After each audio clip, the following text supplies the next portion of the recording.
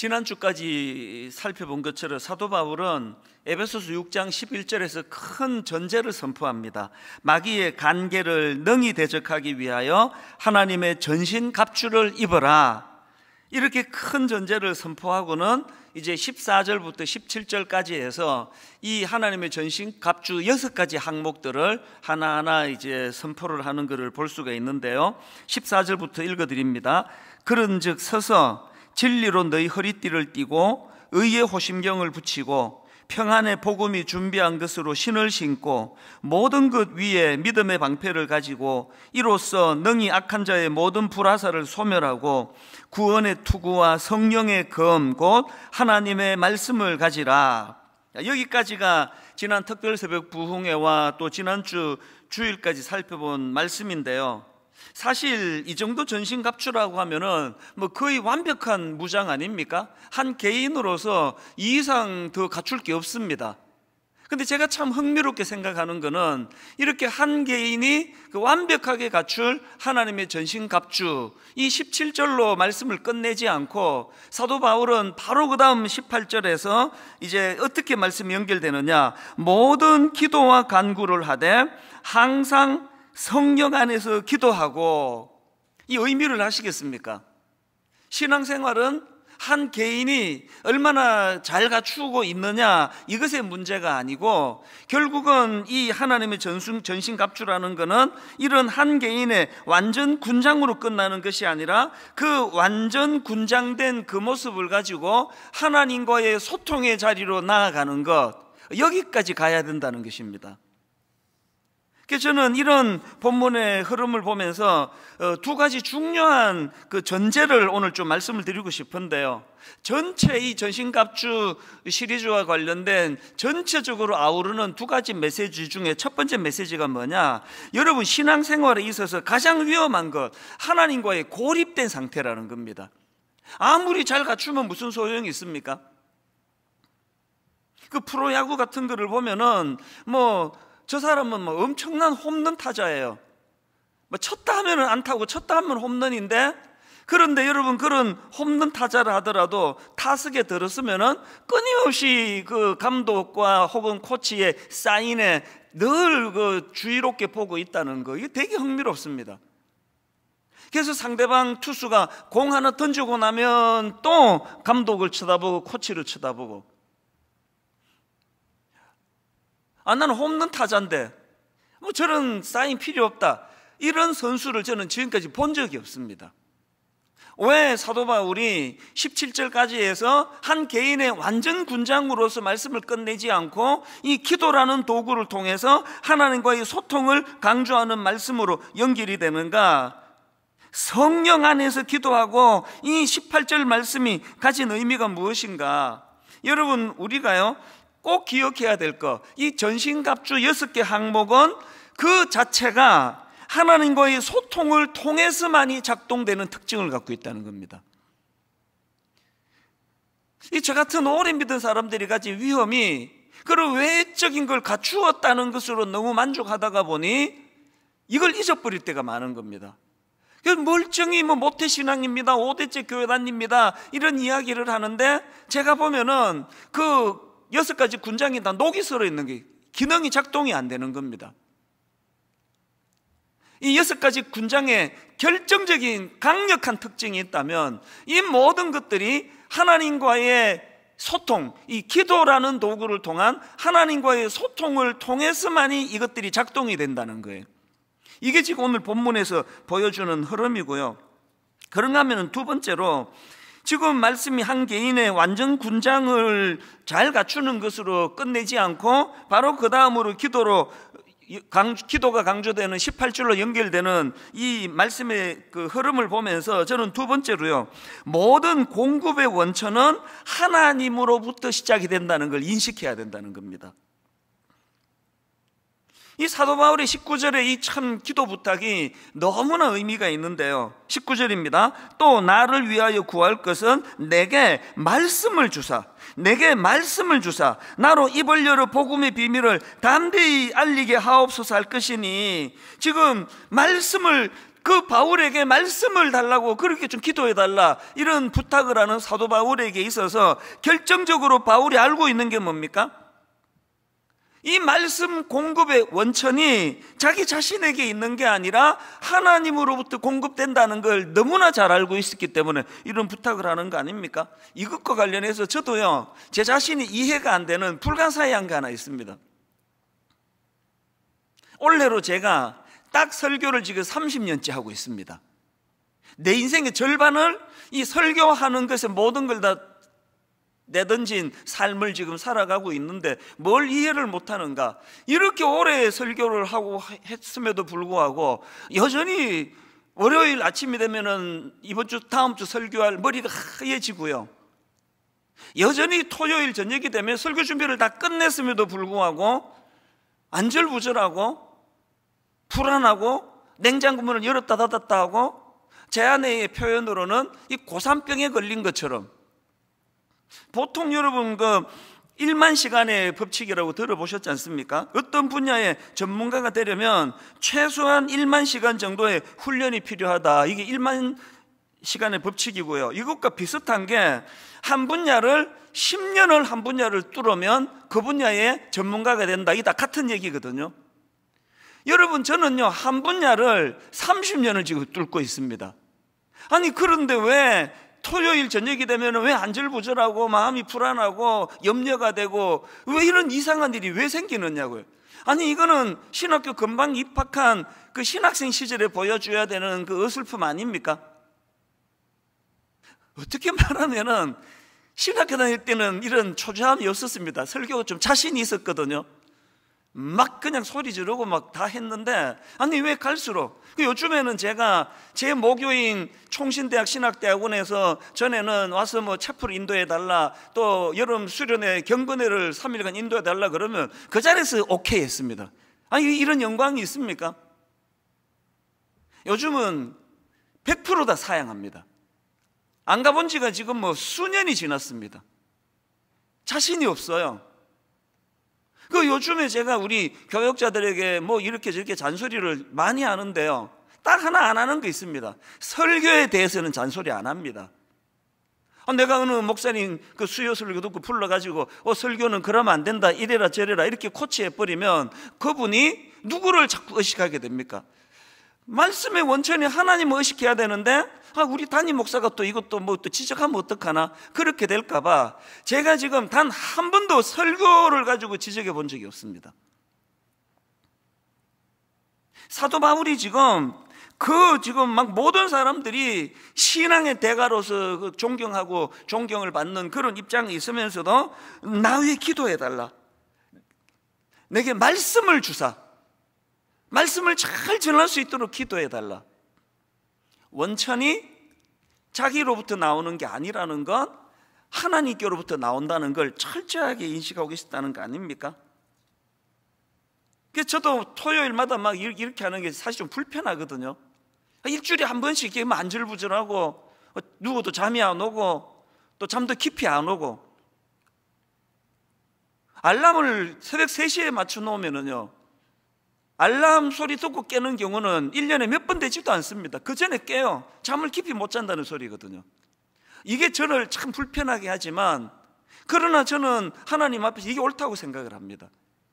제가 뭐 어느 후배를 만나든 심지어는 뭐 우리 교육전사님을 만나도 그때 항상 하는 말이 나한테 조언해 줄 거 없나? 왜 그래야만 됩니까? 원천이 제게서 나오는 게 아니라는 걸 알거든요. 그래서 또 알아요. 내일 새벽 되면은 그 다음 주 본문을 보면은 막막해요. 이거 가지고 어떻게 또 요리를 하지? 늘 사도 바울과 같은 그 심정이 어떤 심정인 걸 알기 때문에 은혜를 달라고. 저는 뭐 다른 욕심 없습니다. 뭐 총회장 뭐 되고 싶은 마음 한 번도 저 같은 그릇은 그런 갈 수 있는 그릇 아닙니다. 누구한테 부탁하는 거 뭐 어느 뭐 이런 거 좀 되게 위원장 자리 좀 되게 해달라 이런 부탁 해본 적이 없고요. 누구를 만나든지 부탁하는 거 말씀 좀 잘 전하게 해달라고 늘 그 노심초사하는 마음을 가지고 있거든요. 사도 바울이 지금 19절에서 이 모든 공급의 원천은 자기로부터 나오는 것이 아니라 하나님으로부터 나온다는 것을 참 인식하게 하는 말씀을 전하는데요, 그 앞에 18절도 마찬가지입니다. 모든 기도와 간구를 하되 항상 성령 안에서 기도하고, 여기 나오는 성령 안에서 기도하고라는 말씀의 의미는요, 성령의 인도하심을 따라 기도하는 걸 의미하는 거 아닙니까? 이건 역시도 그 기도도 막 자기 의지로 막 자기가 하는 게 아니에요. 성령님이 이끄시는 대로, 성령님이 인도하시는 대로. 외국을 방문을 하시려면 그 외국에서도 이제 그 스마트폰을 쓰고 싶으면은 꼭 국내에 있을 때 전화를 해야 돼요. 그 본사에다 전화를 해가지고 이 로밍 서비스를 신청을 해야 됩니다. 그리고 별도의 또 요금을 줘야지 이제 미국 가서도 또 유럽에 가서도 쓸 수가 있습니다. 저는 그 돈 몇 푼 좀 아껴보겠다고 거의 지금까지는 로밍을 안 하고 다녔거든요. 그러니까 이 와이파이가 너무너무 절실한 거예요. 막 공항에서 이 와이파이는 엄청 느려요. 이건 그냥 연결을 해야지만 한국으로 나 잘 도착했다 전화도 하고 또 그 사이에 뭐 뉴스도 보고 이래야 되니까요. 와이파이가 너무 절실해요. 호텔에 가서도 하여튼 뭐 와이파이가 제일 중요합니다. 조금만 벗어나면 통화가 안 돼요. 제가 이 말씀을 준비하다가 네 맞아 지난번 미국 갔을 때 어디 연락할 일이 있는데 이게 전화가 안 되니까 기계는 멀쩡히 다 갖고 왔는데 안 되니까 답답했었지. 이게 신앙적으로 이게 중요한 거 내가 참 깨달았네. 뭐 완전 군장을 막 껍데기 딱 갖추면 무슨 소용이에요. 이 기계가 이거 최신 폰인데 이거 내가 120만 원 주고 샀어. 아무리 기계 자랑하면 뭐합니까? 터지지를 않는데. 하나님과의 소통이 이런 거예요. 저는 오늘 한국교회가 갖고 있는 여러 어려움들이 영적으로 와이파이가 터지지 않기 때문이라 생각하거든요. 감독은 지금 열심히 사인을 보내는데 나는 홈런 타자라고 그냥 자신만만해서 안 쳐다보고 있는 이 선수와 같은 답답함을 우리 감독 되시는 하나님께서 얼마나 탄식하시겠냐고요.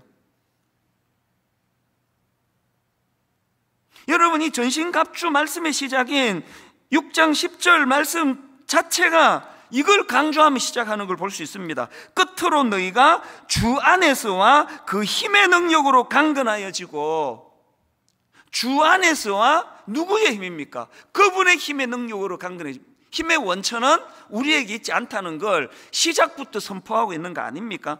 이 10절을 메시지 성경으로 보니까 이렇게 번역을 합니다. 하나님은 강하신 분입니다. 하나님은 여러분도 그분 안에서 강하기를 바라십니다. 누가 기도의 자리로 나갈 수 있습니까? 신앙이 뭔지를 정확하게 아는 사람이에요. 기도의 자리로 나갈 수 있는 사람이 가진 강력한 두 가지 전제가 하나님은 강하신 분이라는 걸 인식하는 거예요. 하나님은 강하신 분인 걸 내가 믿습니다. 그 다음 두 번째가 뭡니까? 그 하나님으로 인하여 저도 강하게 될 줄로 믿습니다. 우리 하나님은 내가 비실비실 사는 것이 아니라 강한 용사가 되기를 원하는 줄 믿습니다. 이 두 가지를 인식하는 자만이 기도의 자리로 나가는 사람이라 생각하거든요. 역대하 20장 15절에 보면은 야시엘이 이르되 온 유다와 예루살렘 주민과 여호사밧 왕이여 들을지어다. 여호와께서 이같이 너희에게 말씀하시기를 너희는 이 큰 무리로 말미암아 두려워하거나 놀라지 말라. 왜 이렇게 두려워하거나 놀라지 말라고 하시느냐? 이 전쟁은 너희에게 속한 것이 아니요, 이 전쟁은 너희에게 속한 것이 아니요 하나님께 속한 것이니라. 아까 그 말로 빗대 말하면 이 기계가 대단히 작동이 잘 되고 안 되고가 문제가 아니라 와이파이가 터지는 데 있느냐, 네 위치가 중요하다는 거 아닙니까? 그렇기 때문에 여러분 18절에 이 말씀에 이 강조점 보세요. 모든 기도와 간구를 하되, 모든 기도와 간구를 하되, 그 다음 항상 성령 안에서 기도하고. 어떻게 항상 기도하느냐고 이렇게 말하시는 분이 계시면요, 신앙의 초보입니다. 금요일날 와가지고 뭐 교회가 정해준 대로 주여 주여 눈 감고 부르짖는 것만이 기도가 아니에요. 와이파이가 터지는 그 모든 것이 기계와 그것이 소통이 되는 것처럼 항상 기도하는 게 뭘 의미합니까? 늘 그분을 인식하는 거거든요. 늘 그분의 뜻을 생각하는 거거든요. 공적으로 눈을 감고 부르짖어 기도할 때가 있다면 지하철을 타고 가면서도 늘 그 지하철 안에서도 하나님과의 와이파이가 소통이 돼서 그분의 뜻을 구할 수 있는 거거든요. 설교 준비하면서, 밥을 먹으면서, 자녀를 교육하면서 항상 모든 기도와 간구를. 그래서 오스왈드 챔버스가 이런 말을 했습니다. 기도는 위대한 사역을 위한 준비가, 잘 들어보세요. 기도는 위대한 사역을 위한 준비가 아니라 기도 자체가 이미 더 위대한 사역입니다. 문제가 뭡니까? 우리는 자꾸 기도를 더 어떤 중요한 사역을 위한 덜러리로 생각을 해요. 그러니까 이걸 이루어내는 도구로 생각해요. 아닙니다. 기도 자체가 더 위대한 사역이라는 거예요. 기도 자체가. 그래서 여러분, 답답한 일이 생기고 기도할 일이 생기면 더 위대한 기도를 할 수 있는 찬스가 온 거예요. 찬스가. 마틴 루터도 비슷한 말을 했습니다. 나는 너무 바빠서 하루에 3시간 이상 기도하지 않을 수 없습니다. 저는 처음에 이 말을 옛날에 잘 이해를 못했습니다. 그 바쁜 거하고 기도하는 거, 3시간 기도하는 게 무슨 상관이냐. 요즘 조금 제가 이게 좀 이해가 좀 될 듯 말 듯 해요. 이게 무슨 뜻인가 하면은요, 그 권사님 집에서, 순장님 집에서 애가 고3이 되는데 2학년 때까지 고등부 잘 나가던 애들 보고 너 교회 가지 마라, 고3인데 학원 가라, 이런 어리석은 생각을 하면 안 된다는 것이 루터가 얘기하는 거거든요. 아니, 가장 하나님과 소통하고 가장 하나님께 부르짖고 능력의 원천이 이 게을러 터진 우리 아들에게서 나오는 게 아니라 여호와 하나님으로부터 공급된다는 걸 경험할 수 있는 고3이 됐는데 원천을 봉쇄해버리는 거 아닙니까? 너 학원 가라고, 와이파이 다 끊고 네 힘으로 한번 해보라고. 제가 늘 감사하는 건요, 제가 사랑의 교회에서 사역할 때 그때는 초등학교 1학년 부서, 초등학교 2학년 부서, 중학교 1학년 부서, 중학교 2학년, 고등학교 1학년, 고2, 고3 이렇게 그 학년별로 다 이제 분산이 돼 있을 텐데요, 제가 우리 제자들에게 너무너무 제가 감사하게 생각하는 건 항상 고3 부서가 다른 어떤 학년들보다 출석이 제일 많았습니다. 그 당연한 거 아닙니까? 막 철없던 고등학교 1, 2학년 때는 뭐 좀 놀고 뭐 교회도 안 가고 했더라도 고3이 되면 지금이야말로 능력의 원천 되시는 하나님께 부르짖어야 되겠다. 그거 당연한 거 아닙니까?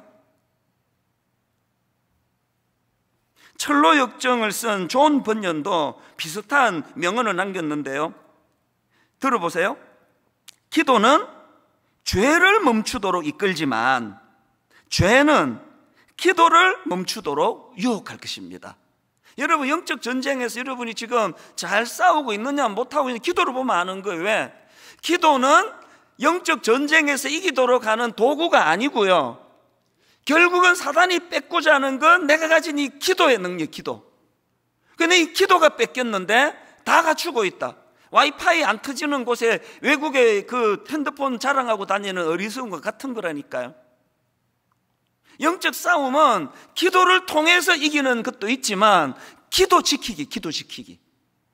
한국교회가 뭐라 뭐 악플이 많고 비난하고 뭐 이걸 자꾸 겁내시는데요, 그거는 결정적인 걸 빼앗겼기 때문에 나타나는 부작용에 불과하다고 생각을 합니다. 저는 정말 저와 여러분이 능력의 원천이 나에게서가 아니라 그분으로부터 나온다는 사실을 철저하게 인식하게 되기를 바라고요, 이걸 인식한 사람만이 할 수 있는 기도의 자리로 나아가게 되기를 간절히 바랍니다. 이 두 가지 교훈을 포괄적으로 드린 이 두 가지 교훈은 항상 기억하시고요, 뭐라 그랬죠? 신앙생활에 있어서 하나님과의 고립, 이것만큼 위험한 게 없다. 그리고 또 하나가 뭐라 그랬죠? 모든 공급의 원천은 내가 아니라 하나님이시다. 그분이 주시는 대로 공급을 받는 거다. 늘 우리는 이것을 인식하고 기도의 자리로 나가야 되는데요, 근데 제가 오늘 본문을 보면서 큰 그 두 가지 물줄기로 본문의 흐름을 제가 좀 소개를 드리려고 하는데요, 전제가 뭐냐?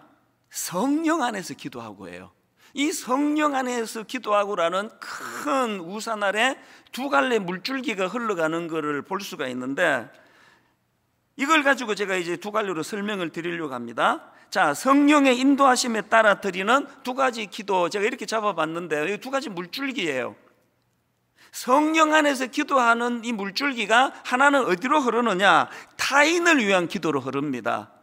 18절에 나오는 여러 성도들을 위하여 구하라. 자, 이 물줄기를 한번 보십시오. 18절에 모든 기도와 간구를 하되 항상 성령 안에서 기도하고, 그리고 이 물줄기가 어디로 흘러갑니까? 이를 위하여 깨우고 구하기를 항상 힘쓰며 여러 성도를 위하여 구하라. 이게 굉장히 중요한 의미가 있다고 생각합니다. 죄성을 가진 우리는요, 나 자신만을 위해 살기에 급급한 우리는요, 절대로 먼저 나를 위한 기도보다 타인을 위한 기도가 먼저 나오질 않습니다. 제가 어느 칼럼에 보니까요, 그 우리나라 속담에 이런 말이 있지 않습니까? 사촌이 땅을 사면 배가 아프다. 그래서 하여튼 우리나라 사람들은 질투심이 많아, 우리 민족은 질투가 많아, 이런 이야기를 하는데 그건 잘못된 말입니다. 왜 우리나라 사람이라고 유독 질투가 많겠습니까? 이 땅의 모든 인간들이 다 죄성을 가져서 그런 거예요. 제가 어느 칼럼에 보니까요, 그 독일어에도 이런 비슷한 단어가 있다는 겁니다. 샤덴프로이데라는 단어인데요, 이 단어의 뜻은 남의 불행에서 기쁨을 느낀다. 우리나라 말이 동전의 이쪽 면으로 사촌이 땅을 사면 배가 아픈데, 독일에서는 동전의 저쪽 면으로 남의 불행에서 기쁨을 느낀다. 샤덴프로이데라는 단어가 있대요. 이 단어는 합성어인데요, 손해, 불행, 이런 뜻을 가지고 있는 샤덴이라는 단어하고 기쁨, 환희, 이런 뜻을 가지고 있는 프로이데라는 단어가 이제 합성이 됐는데, 이 상대방 또 타인의 고통을 은근히 즐기는 그런 심리 상태가 독일 사람들한테도 있다는 게 참 제게는 좀 위로가 되더라고요. 그러면서 그 칼럼에서 또 그 러시아 민화 하나를 소개하는데요, 어느 농부가 우연히 이제 그 마술 램프를 발견한 겁니다. 그 알라딘의 마술 램프 같은 거 아시죠? 이렇게 쓱쓱 문지르면은 펑 하고는 그 진이라는 거인이 나와가지고 무슨 소원을 들어드릴까요? 이제 그런 램프인 것 같아요. 그래서 이제 이 농부가 그 마술 램프를 발견하고는 이제 그 램프를 문지르니까 그 램프에서 이제 거인이 나타나가지고 소원을 말하십시오, 들어드리겠습니다, 뭐 이렇게 된 거죠. 이 농부가 무슨 생각이 들었냐 하니까 이런 말을 했습니다. 그 거인한테, 자기 옆집에 그 옆집 사람이 그 젖소를 한 마리 키우는데, 이 엄청나게 대단한 젖소라는 거예요. 막 젖이 막 얼마나 그 양질의 젖이 나오는지 이걸로만 애들 다 키우고, 그리고도 막 젖이 남아가지고 이 젖을 팔아가지고 그렇게 막 지금 막 점점 윤택한 그런 부자가 되어가고 있다, 그런 이야기를 했대요. 그랬더니 그 거인이 그 말을 듣고는 이렇게 말했죠. 옆집처럼 우유가 잘 나오는 젖소를 구해드릴까요? 그랬더니 농부가 막 그 손사리를 흔들면서 아니야, 옆집 젖소를 죽여줘. 그 웃음이 나오는데 참는 건 그 속내를 들켰기 때문에 본능이 지금 엉두르는 거 아시죠? 이 참 많은 메시지를 가져다 주는 이 러시아의 이 민화가 참 그 인간의 본능을 강조하는 어떤 포인트다. 이게 참 저한테는 와닿았거든요. 미국의 소설가 고 비달이라는 사람도 비슷한 뉘앙스의 말을 했습니다. 친구가 성공할 때마다 나는 조금씩 죽는다. 이건 좀 과장된 표현이지만 바탕은 진실이라 생각을 해요. 저는요, 이 고 비달의 친구가 성공할 때마다 나는 조금씩 죽는다, 이거를 보면서 예수 믿는 우리는 결국 죽는 거구나, 둘 중에 하나로 죽는 거 아닙니까? 사도 바울처럼 그리스도를 인하여 나는 날마다 죽노라, 그리스도의 인격을 닮아가는 그 과정에서 그 죽든지, 친구가 성공할 때마다 조금씩 죽든지, 어느 쪽을 택하시겠습니까? 여러분, 우리가 왜 성령의 인도하심을 따라 기도해야 됩니까? 늘 나 자신만을 위해 살기에 급급하다 보니만 모든 기도가, 그것도요, 성령의 인도하심이 아니면 사도 바울의 말로 그 배설물 같은 하나도 필요 없는 이런 것만 구하다가 끝낼 거예요. 그런데 우리가 성령님이 인도하시는 대로 이 은혜의 원천인 그분이 인도하시는 걸 따라서 기도하게 된다면 나보다도 먼저 타인을 축복하며, 아니 우리 본능은 친구가 성공할 때마다 나는 조금씩 죽는다 이렇게 고백할 수밖에 없는데, 성령 안에서 기도하는 사람들은 여러 성도를 위하여 구하라, 이게 제일 먼저 나오는 기도 물줄기거든요. 근데 여러분 여기서 한 가지요, 18절을 다시 보십시오. 모든 기도와 간구를 하되 항상 성령 안에서 기도하고 이를 위하여 깨어 구하기를 항상 힘쓰며 여러 성도를 위하여 구하라. 이렇게 성령 안에서의 기도가 여러 성도를 위하여 구하라로 그렇게 연결이 된다 말씀드렸는데, 이거는요 결국은 하나됨의 문제라는, 하나됨. 이게 무슨 말인가 하면은 그 에베소서에 보면은 그 성령 안에서 몇 번 이런 표현이 나오는데요, 이 성령 안에서라는 에베소서의 표현은 항상 이 하나됨과 연결이 된다는 겁니다. 자, 한번 보시겠습니까? 자, 에베소서 2장 18절입니다. 세 번요. 이방 사람과 유대 사람 양쪽 모두 그리스도를 통하여 한 성령 안에서 아버지께 나아가게 되었습니다. 또 에베소서 2장 22절, 너희도 성령 안에서, 여기도 나오죠, 너희도 성령 안에서 하나님이 거하실 처소가 되기 위하여 그리스도 예수 안에서 함께 지어져 가느니라. 또 4장 3절, 평안에 매는 줄로 성령이 하나 되게 하신 것을 힘쓰시키라. 여러분 이 대목에서 우리 모두가 다 회개해야 돼요. 한국교회만큼 뭐 철학기도 많이 하고 통성기도 많이 하고 기도 많이 하는 나라가 없다고 맨날 자랑하고 다니면서, 또 한국교회 성도들만큼 분열이 많은 이런 한 교회가 또 어디 있나 할 정도로 맨날 쪼개지고 그리고 또 기도한다 그러고. 여러분 우리가 성령 안에서 기도하지 않는다는 증거가 여기 있는 거 아닙니까? 성령의 인도하심을 따라 기도하는 것은 그 이방인과 유대인들이 원수 중에도 이런 원수가 없는데, 이런 원수 같은 것들이 하나 되게 만드는 능력이 성령 안에서 일어난다고 한다면, 예수 안 믿는 사람들이 우리를 비난하고 손가락질하는 건 별로 아프지 않습니다. 십자가로 형제자매 되었다고 하는, 늘 성령 안에서 기도한다고 하는 이런 동력자들로 하여금 말로 다 할 수 없는 벌거벗김을 당할 때는 그 아픔은 이루 말로 다 못하는 거 아닙니까? 우리가 이렇게 아프다 하면 우리를 구원해 주신 우리 주님의 마음이 어떻겠냐고요. 자식 길러본 사람 다 알 거예요. 뭐 어버이날이라고 뭐 사주고 포장하고 뭐 카드, 그것보다도 더 고맙고 고마운 게 자기들끼리 잘 지내는 거예요. 자기들끼리 뭐 다른 거 다 필요 없습니다. 니들끼리 잘 지내면 좋겠다. 우리가 성령 안에서 기도를 회복해야 돼요. 교회는요 막 뭔 실수를 해도 막 하나도 걱정이 안 되고 긴장이 안 되는 곳이어야 되는 거 아닙니까? 왜? 다 용서해 줘 버리니까. 나 충청도 말 중에 흉내는 못 나겠는데요, 코미디에 종종 나오잖아요. 괜찮아요. 저를 용서해 주실 거죠? 그 충청도 말에서 말하는 괜찮아요, 이게 우리 교회에 가장 빈번하게 들려지는 언어라야 된다고 생각하거든요. 왜 교회에 다가만 가면은 긴장을 합니까?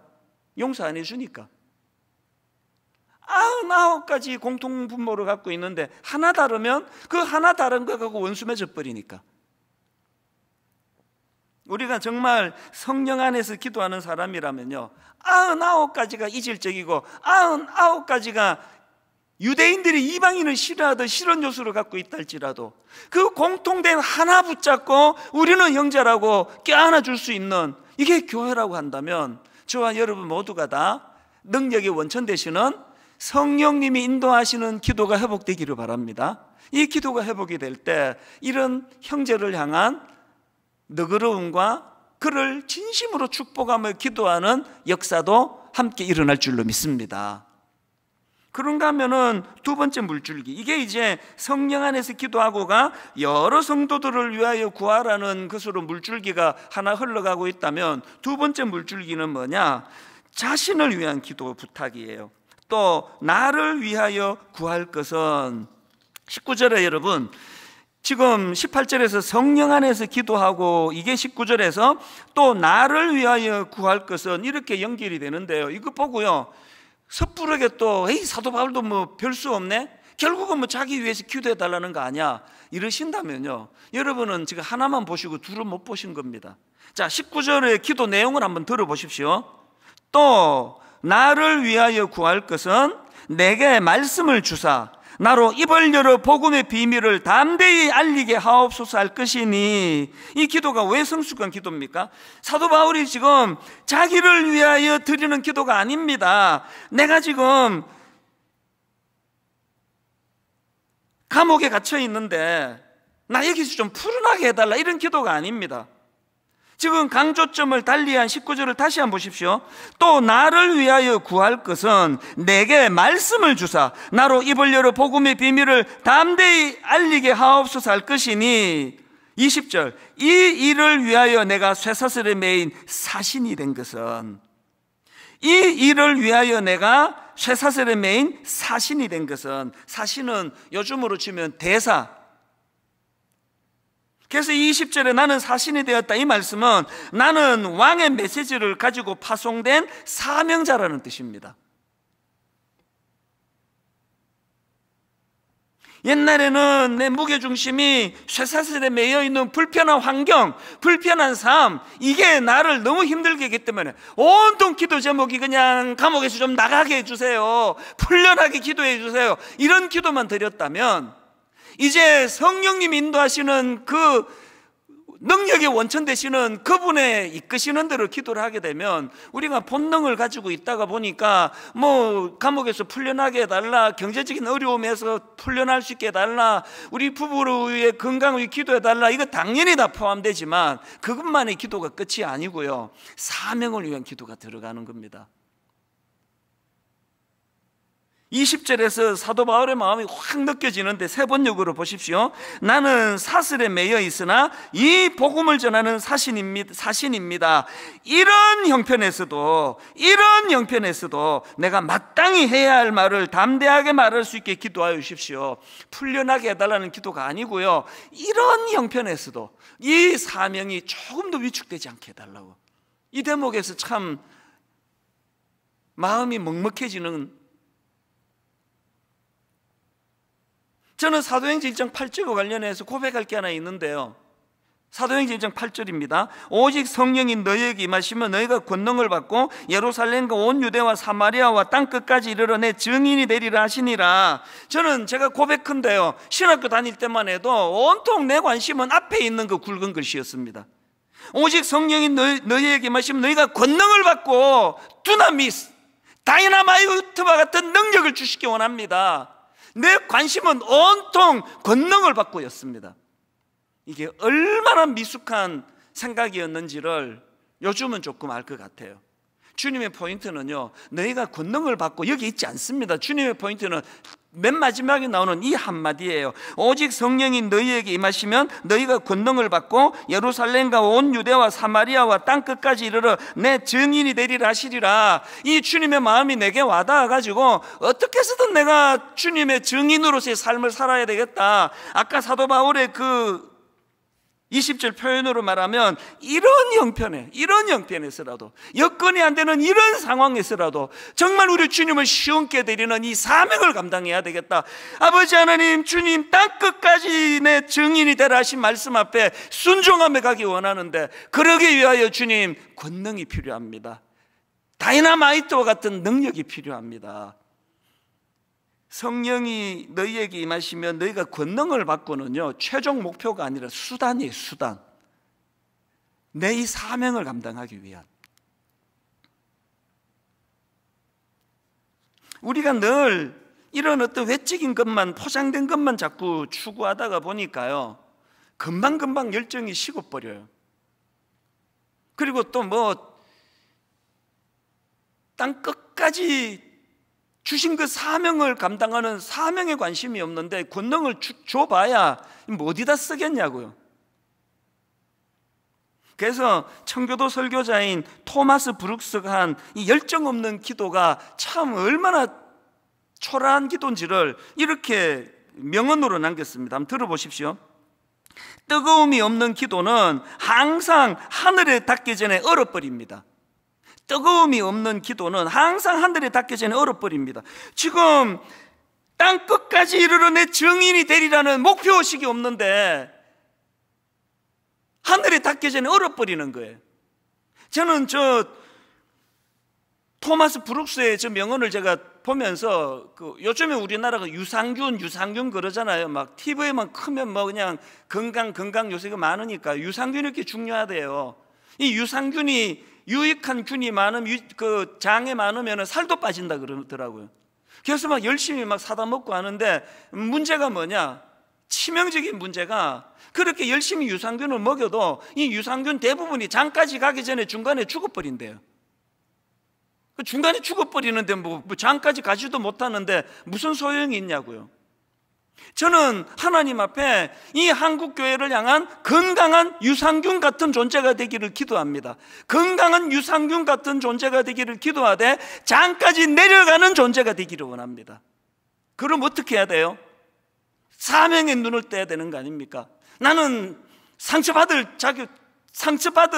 수도 없고 여기 앉아 힘들다고 주저앉을 수도 없고 도중에 나는 하차할 수도 없고 왜? 나는 장까지 내려가야 될 사명이 있으니까. 누가 뭐라 찝쩍거려도 그런데 내가 같이 노닥거릴 여유가 없고 왜? 나는 장까지 내려가야 되니까. 우리 주인의 건강을 내가 살려줘야 되니까. 이런 사명을 가진, 빗대어 말하기를 이런 사명을 가진 유산균이 되기를 원한다는 겁니다.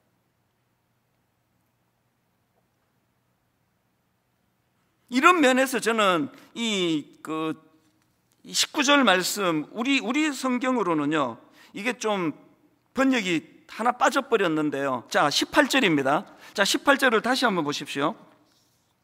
이를 위하여 깨어 구하기를 항상 힘쓰며 여러 성도를 위하여 구하라. 이게 그 헬라어 원문에 가깝게 직역을 하면 이렇습니다. 이것을 위하여 온전히 인내하면서 그리고 모든 성도들을 위하여 간구하면서 깨어 있으십시오. 아니, 이 중요한 걸 왜 번역에서 빼버렸는지 모르겠네요. 새 번역이 오히려 그 의미를 잘 담고 있습니다. 온갖 기도와 간구로 언제나 성령 안에서 기도하십시오. 이것을 위하여 첫째, 늘 깨어서, 둘째, 끝까지 참으면서 모든 성도를 위하여 간구하십시오. 오늘 결론을 이렇게 맺기를 원합니다. 저와 여러분이 이 18절에서의 기도 제목이 우리 안에 사무치기를 원합니다. 이것을 위하여 온전히 인내하면서 그리고 모든 성도들을 위하여 간구하면서 깨어 있으십시오. 하나님, 빗대어 설명하기를 하나님, 정말 저는 하나님 나라의 장을 건강하게 만드는 유산균이 되고 싶습니다. 그래서 장까지 가기 전에 죽어버리는 초라한 유산균이 아니라 기어의 아버지 목적지 장까지 도달하기를 원합니다. 이 일을 이루기 위하여 인내가 필요하다면, 이 일을 위하여 수모를 겪어야 된다면, 이 일을 위하여 수모를 감수해야 된다면 이런 것에 제가 에너지를 낭비하지 않고 장까지 내려가겠습니다. 결론을 맺으면서요, 그 미국의 어느 초등학교에서 이제 그 숙제를 내줬대. 어린애들 보고 그 하나님께 편지를 한번 써봐라. 뭐 지금은 너무나 타락한 미국이지만 영적으로, 그러나 그 바탕이 기독교 국가다 보니까 이런 숙제들을 뭐 가끔씩 내주나 봅니다.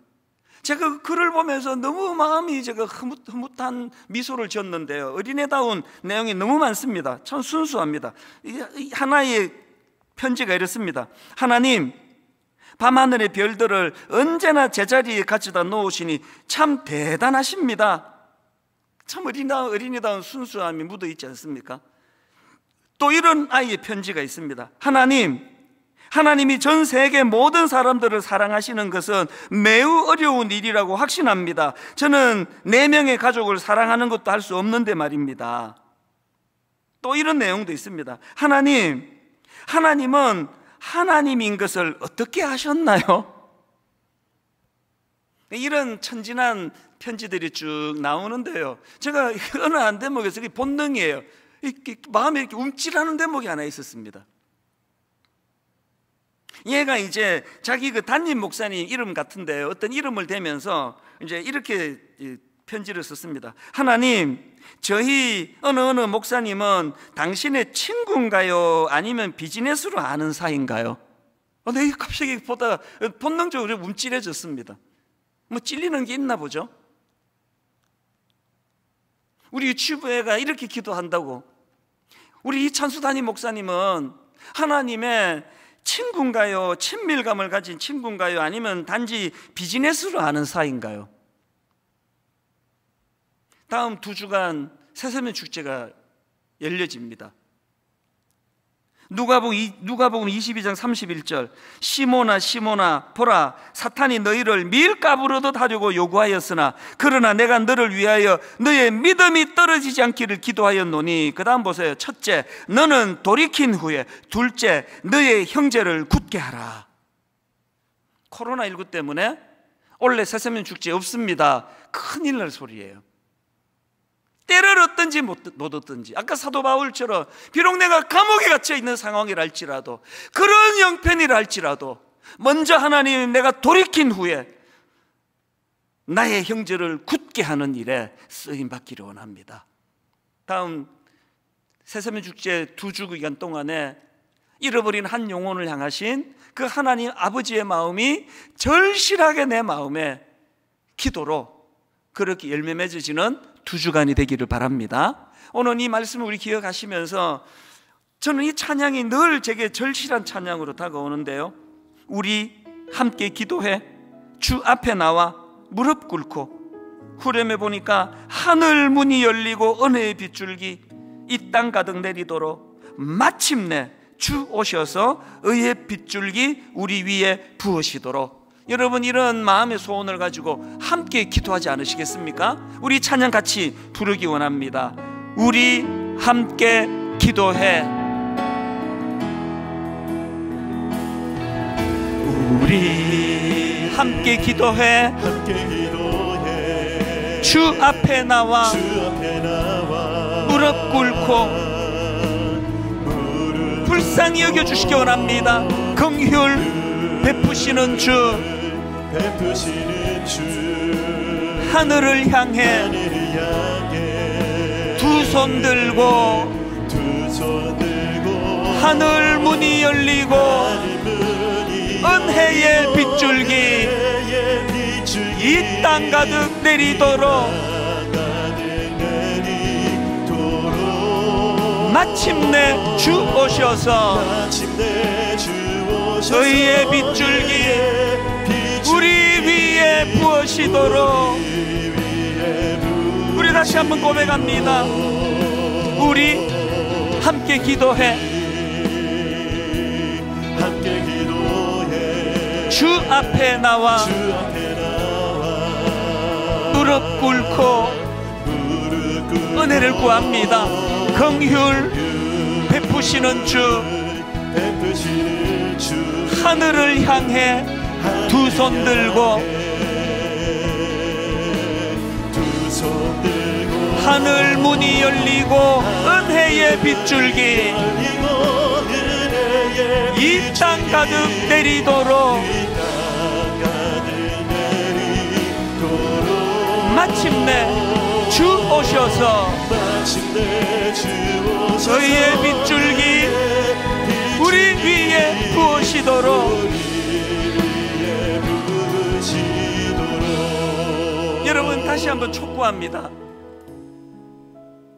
외향적으로 갖추진 6종류의 전신갑주가 제대로 된 무장이 아니고요, 하나님과의 소통, 기도를 통한 하나님과의 소통이 있을 때 이것들이 작동되는 특징을 가지고 있다는 것.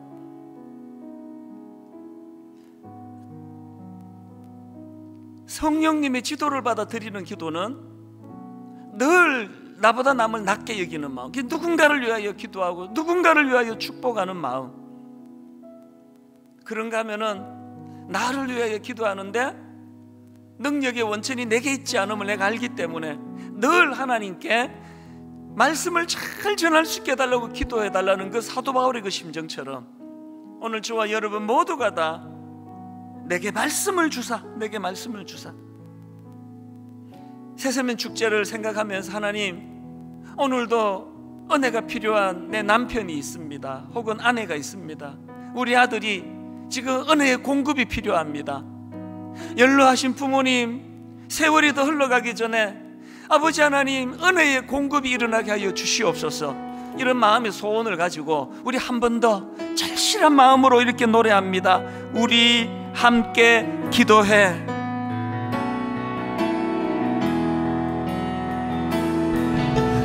우리 함께 기도해. 주 앞에 나와 무릎 꿇고 긍휼 베푸시는 주, 하늘을 향해 두 손 들고 여러분 간절히 소망합니다. 하늘 문이 열리고 은혜의 빗줄기 이 땅 가득 내리도록 여러분 간절히 갈망하며 찬양합니다. 마침내 주 오셔서 의의 빗줄기 우리 위에 부으시도록 우리 함께 기도해.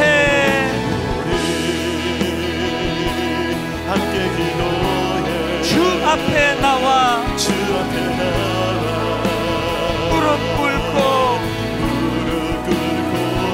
긍휼 베푸시는 주,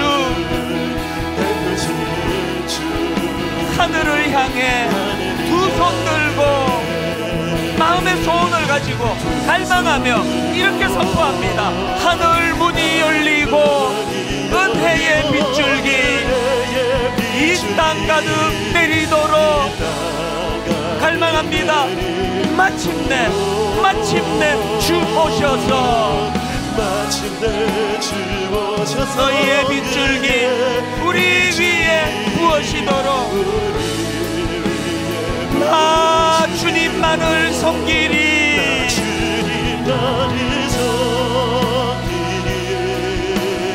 헛된 마음 버리고 성령이여 내 영혼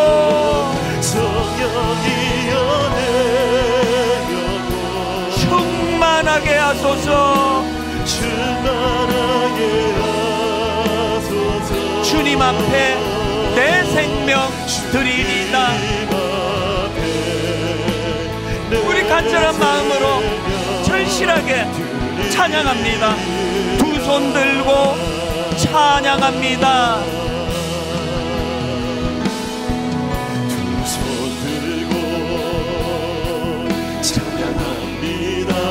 다시 오실 왕 여호와께 능력의 원천은 그분 오직 주만이 나를 다스리네. 우리 다 자리에서 일어나셔서 다시 한번 두 손 들고 찬양합니다. 두 손 들고 찬양합니다. 다시 오실 왕 여호와께 능력의 원천 되시는 그 하나님 아버지 오직 주만이 나를 다스리네. 절실한 마음으로 절박하게 나 주님만을 섬기리. 나 주님만을 섬기리. 헛된 마음 버리고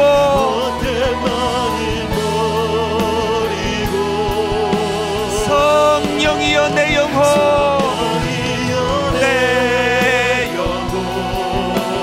충만하게 하소서. 우리 다시 한번 이렇게 선포합니다. 나 주님만을 섬기리. 나 주님만을 섬기리. 헛된 마음 버리고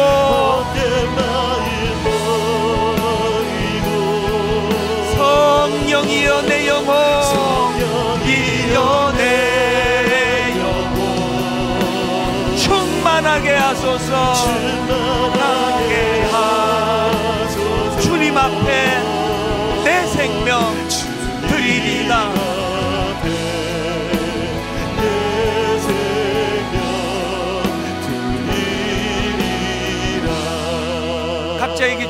은혜를 기도하는데, 하나님, 저는 오래 예수 믿었는데 외향적으로 6가지 하나님의 전신갑주를 다 갖춘 것 같은데 이것이 왜 작동이 안 되는지를 오늘 알게 됐습니다. 이 하나님의 6가지 전신갑주는 하나님과의 소통을 통해서 작동되는 것이라는 걸, 하나님 우리의 심령을 불쌍히 여겨주시고 이제 다음 주일부터 있을 새생명 축제에 하나님 베풀 만한 은혜를 허락하여 주시옵소서. 우리 통성으로 주신 말씀을 따라 함께 다 같이 기도하시겠습니다. 살아계신 하나님 아버지, 하나님의 은혜를 사모합니다. 갈급하니 하나님 은혜를 구합니다. 하나님 아버지, 은혜로 인도하여 주심을 믿고 감사드립니다. 하나님, 모든 것들을 다 갖춘 것 같은 외양을 갖춘다 할지라도 하나님과의 고립은 신경질이라는 걸 깨닫게 해주시니 감사합니다. 하나님이 지금까지 전신갑주를 하나하나는 다 하나님과의 기도로 소통이 가능할 작동되는 것이라는 것, 그래서 하나님 아버지 다시 한번 은혜를 구합니다. 하나님, 성령의 인도하심을 따라 기도하기를 원합니다. 성령이 이끄시는 대로 기도하기를 원합니다. 그래서 하나님, 하나님의 은혜를 허락하여 주시옵소서. 하나님의 은혜를 회복시켜 주시기를 원합니다. 유대인들에게 이방인들에게 서로가 서로를 용납할 수 없는 그런 관계에 빠졌으니 하나님, 성령의 하나님의 역사하심으로 서로 사랑하고 용서하며 서로 사랑하고 용납하는 하나님을 허락하여 주시옵소서. 하나님, 나를 위하여 기도할 것을 사명을 가진 자로서의 회복이 일어나기를 원합니다. 감옥에 갇혀 있던 바울이